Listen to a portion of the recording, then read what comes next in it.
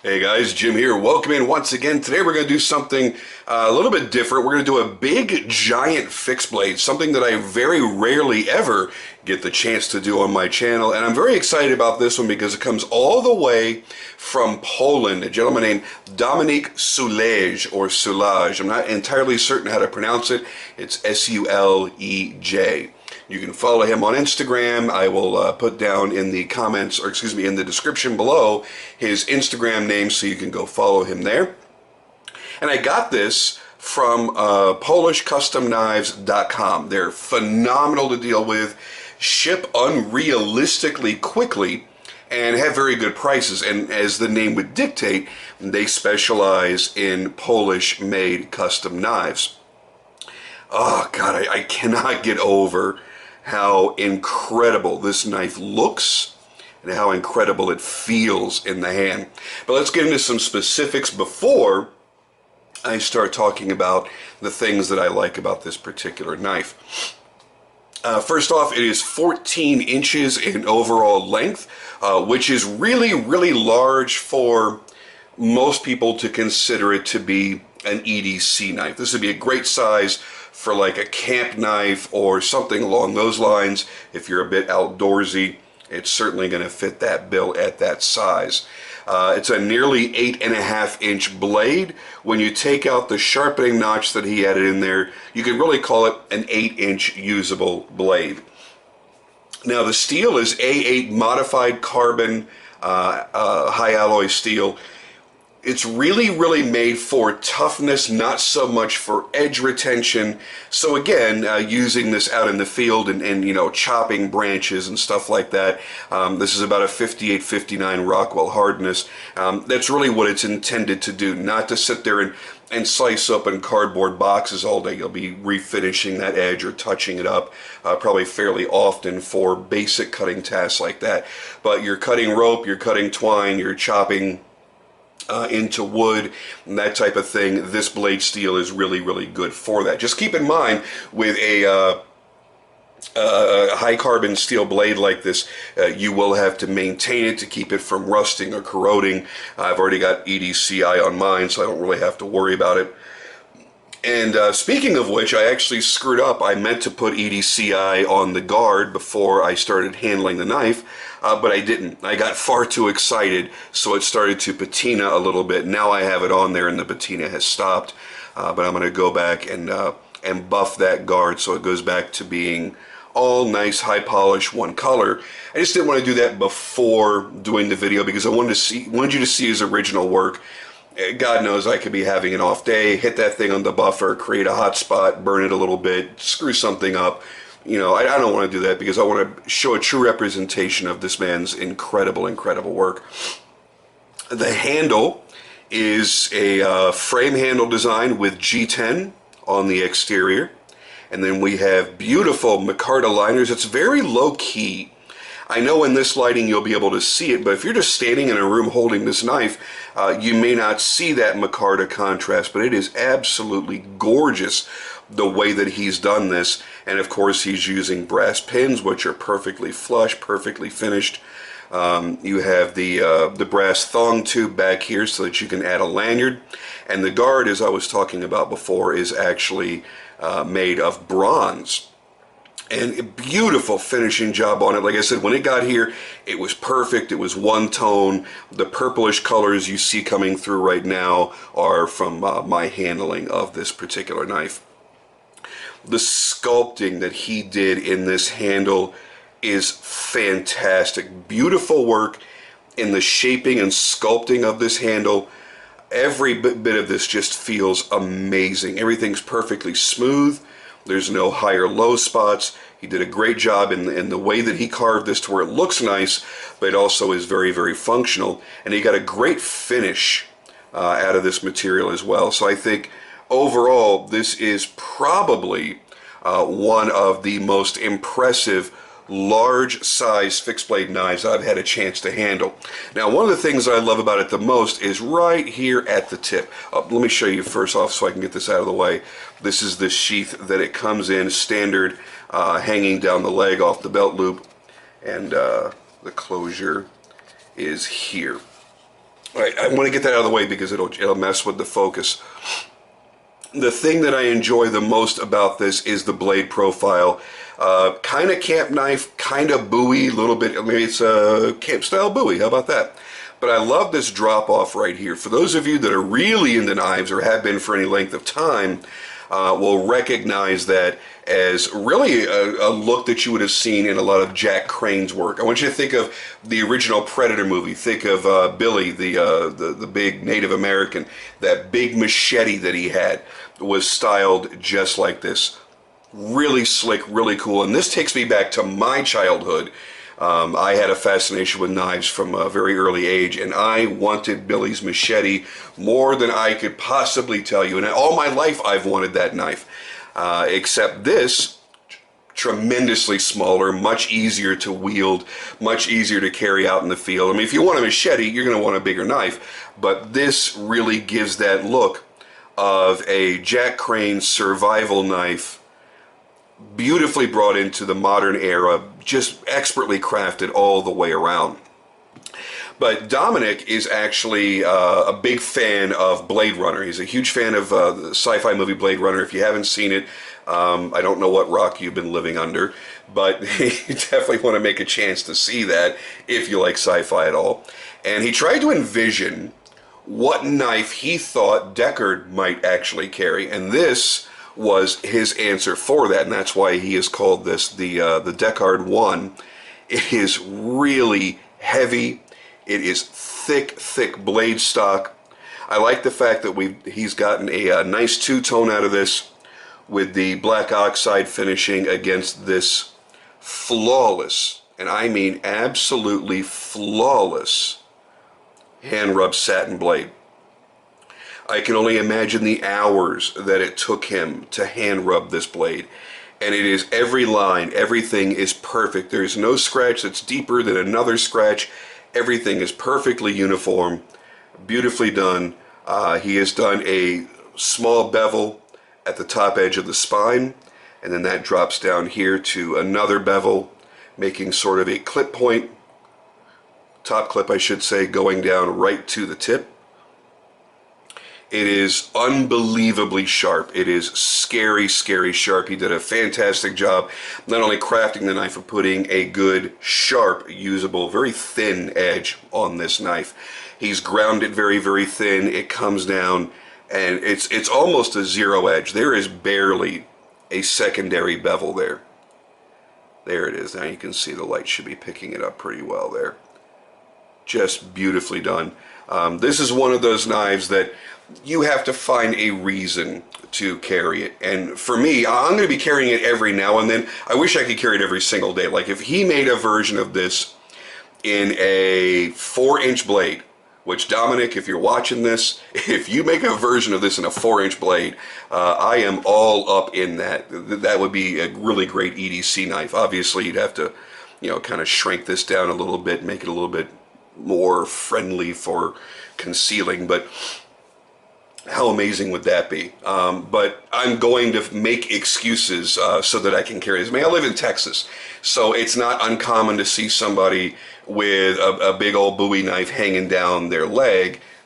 I'm just not that type of person myself. Now, when I'm riding the motorcycle and I'm outfitted for that, and I'm wearing leathers, leather jacket, and I've got a few of you seen on my Instagram and Facebook the pouch that I tend to carry on my thigh, because I don't have any other way to carry stuff on certain motorcycles that I ride. This would actually be great in reverse carry on my left side, going down my left leg. I actually I'm kind of looking forward to doing that. So this is definitely a knife that I'm enjoying so much and love the beauty and the craftsmanship so much that I'm going to make a way to carry it more often.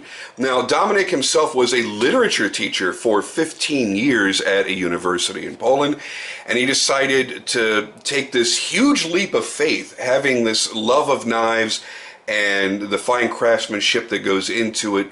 He chose to take this huge leap and abandon that 15-year career to go straight in, excuse me, I didn't mean to hit the camera there, straight into full-time knife making. And that's a very, very scary thing to do, to leave something that's comfortable, something that obviously you went to college for, you got an education for, you've been doing for a tremendous amount of time. You have that security, you have that paycheck always coming in, you've got, you know, maybe you've got a 401k, you've got insurance, you've got all these things to fall back on. And you're going to leave that security and go, I'm going to try something here. I really, really love this. I'm going to try this. I'm going to try to make a living at it. I know from personal experience that is very, very scary, especially in the world of knife making and its ever-shifting economic balance. Now, some of you might be wondering how much a knife like this costs from Dominik, and I'll tell you right now, you're going to hear the price and go, oh my God, I can't believe that's how much a fixed blade is. You need to realize the staggering amount of work that went into this knife. These are, the Deckard is $715. Now, this, I would think it'd be a little bit more from a U.S. maker, and that's generally the case a lot of times when you get into Polish-made knives, South African, Russian, things like that. They tend to be a little bit of a greater value just because of the currency exchange and whatnot, and you end up paying less than what you would pay, say, for an American knife maker to do a knife like this. And I could give you a personal example of mine on one of my knives where if I'm doing a full, complete hand-rub satin finish, on an expensive steel, doing expensive materials or sculpting or whatever on handle work, this would easily be a $700 knife and a smaller knife from me. So a knife on this scale, look at that blade stock. It's a little hard to see it because it's black against my black background, but there you go. With all of this very precise grinding, then this incredible hand labor of the satin work. That hand rub, I'll tell you right now, has got to be a good 5 to 6 hours just in his hand rub. And it could be more for all I know. But that's how much time it takes to get rid of the vertical belt scratches at whatever grit he left off at. And then to sit down, clamp that blade down, and then sit down and draw out this satin. A lot of folks don't know really what goes into doing a nice satin finish like this. You're battling all those vertical lines to begin with, so you're going to go in one direction with whatever grit you're starting with. Let's say you're starting at 400. Then when you get to your 600, you're going to go in the other direction so that you can see that you've removed all the scratches from the previous grit. And you're going to keep going back and forth and back and forth, and you're going to keep doing draw strokes to straighten it out and see how your finish is looking, see how straight everything's coming out. Then you're going to keep progressing. And as you do that, your back is screaming at you. Your fingers are screaming at you, depending on the type of sanding block that you've either made for yourself or that you have bought and that you're using. It's a lot of pain, especially as you start to get older or the more knives you start making in your career. And it's very tedious, very slow work. And when you get to this final finish, taking a look at this, I'm going to estimate this is probably 1500 grit. So he gets that 1500 grit and everything's starting to look good, and then you could find one tiny little scratch that you missed way back at 600. So now you got to go back to 600, then 800, then 1,000, then 1,200, then back to 1,500 where you were, an hour ago. And then you get those final pull strokes, those final draw strokes, and you get it under the light, and you see the beauty of a perfectly drawn hand rub satin finish. It really makes you feel good to see that kind of beauty, something that you've created. And I can only imagine the first time he did it, coming out of being an educator for as many years as he was, to doing something where he's working with his hands and creating that first perfect hand rub satin finish. He had to be overjoyed. He had to sit there and stare at that knife and go, I did that. I did that myself, and somebody's going to enjoy this in their life, in their knife collection. I love the combination of finishes. I almost took, look at that, almost took the edge of my finger off just by barely touching this. The combination of the hand rub satin, the black oxide, which it looks like, yeah, that is definitely black oxide finish. Beautifully done all the way down the ricasso, up the flats. So the knife was black oxide, then he ground it, did all the bevels, then he did all the hand finishing. Again, I really like these very prominent bevels going along the spine, and then the drop down to the clip, and a very, very nice looking bevel going all the way down the tip. It's hard to give you a real feel for the sculpting of the handle without you sitting here touching it, holding it and feeling it, but hopefully the light dancing across it gives you some sort of idea of the work that he's put into this. And it fits so wonderfully in the hand. I could even have a significantly larger hand and this would feel good. The hump back here fits really, really good into the palm of my hand. I'm not really big on somebody else telling me where my fingers should go by making large finger grooves, but it happens to work out perfectly for me on this knife, and it feels fantastic.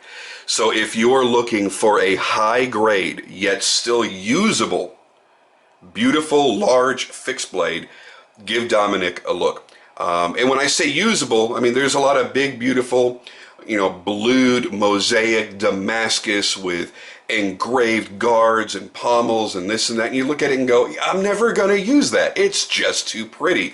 And yes, this is very, very pretty, but you pick it up and you go, this is a knife that it's beckoning. It's calling to me to just chop something, to cut something, to do something with. And you know what? I sure as shit can't wait to do that myself. So again, if you are looking for something big and bold and beautiful and really striking in its appearance and still usable, check him out. Go to PolishCustomKnives.com.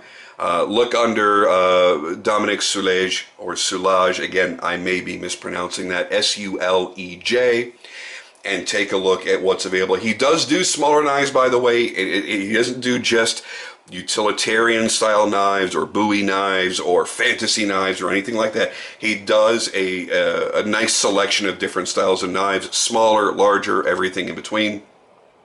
Take a look and see, because I feel that once you get it in your hand, you'll feel the value that you got. I myself personally feel that this is a little bit closer to about a $850, $900 knife. So at $715, I feel that this was a very solid value. You're buying into somebody that's handcrafting, hand making his knives. So there is a portion of his life, I would venture a guess at somewhere between 20 and 35 hours of his life you've gotten in this knife. That he wasn't eating, that he wasn't playing with his dog, that he wasn't going out and doing this and that. That part of his life sitting in his shop sweating over this steel, you get to own that bit of his life, and that's what's so important about handcrafted knives. Nothing wrong with machine-made knives, nothing wrong with CNC. You guys know how I feel about that. But there is an extra level of respect that I give above all of that when you get into handmade knives, and looking at the beautiful fit and finish and the care that very obviously went into this. It's going to be a source of pride when you hold this in your hand and know that it's part of your collection. All right, guys, for now I'm out of here. I'll be coming back very, very shortly with a really cool new flipper from Dan over at DSK Tactical called the VXP. I can't wait to show you that, but I can't do everything all at once. So come back soon and I'll have a new video for you.